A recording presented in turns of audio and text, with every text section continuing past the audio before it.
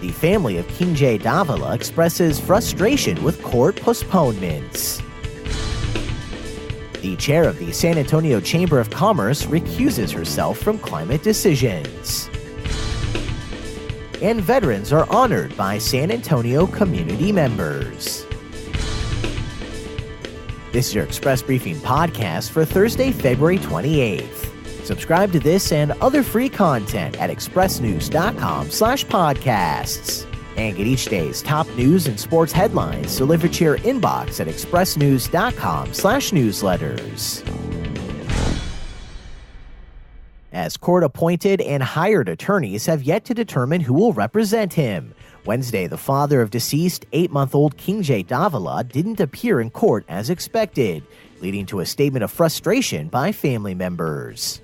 34-year-old Christopher Davila is accused of failing to seek medical care for his son and covering up his death. And despite being transported from jail to the courthouse, Wednesday bailiffs didn't lead Davila into the courtroom, where several members of King J's maternal family waited. King's maternal grandfather said he wants justice for his grandson, expressed frustration that the hearing was delayed by legalities, and alleged that investigators and prosecutors have kept his family in the dark about the legal process. Several family members were present Wednesday at the Cadena Reeves Justice Center when Christopher Davila's court-appointed lawyer and hired attorneys told a judge they weren't sure who was representing King J. Davila's father. The two hired lawyers were brought on when he was charged with child endangerment, and counsel was later appointed to represent Davila on the 4 charges added later. Wednesday's hearing would have been the first time the 34-year-old appeared in court since his January 10th arrest, when he was charged with injury to a child, tampering with evidence, possession of a controlled substance, and being a felon in possession of a firearm.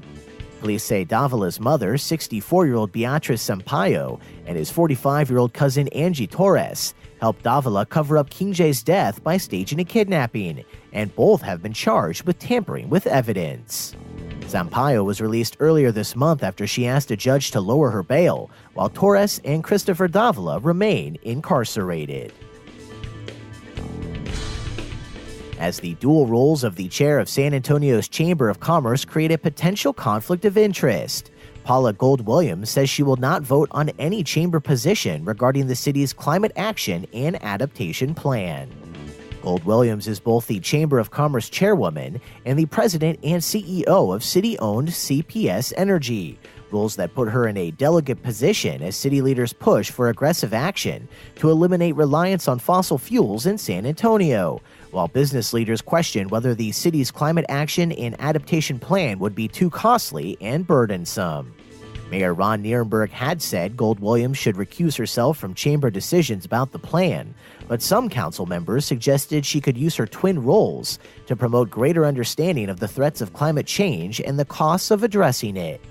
Known as SA Climate Ready, the plan sets an ambitious goal of ending the use of fossil fuels in San Antonio by 2050.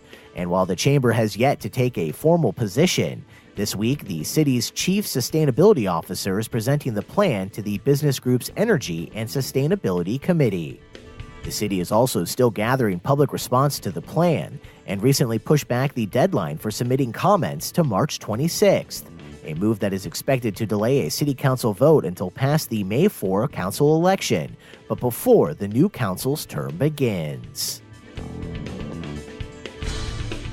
And while family members could not be located to attend the funeral, Wednesday more than 100 people gathered at Fort Sam Houston National Cemetery to honor 3 veterans who died earlier this month. 67-year-old Private Alberto Vasquez and 65-year-old Sergeant Gil Vargas were Marines, and 61-year-old Specialist John Flynn was an Army soldier. The burial process was aided by the Bexar County Unaccompanied Veteran Burial Program, the National Cemetery Administration, and M.E. Rodriguez Funeral Home. And that's your daily San Antonio Express briefing for Thursday, February 28th. Subscribe to this and other free content at expressnews.com/podcasts.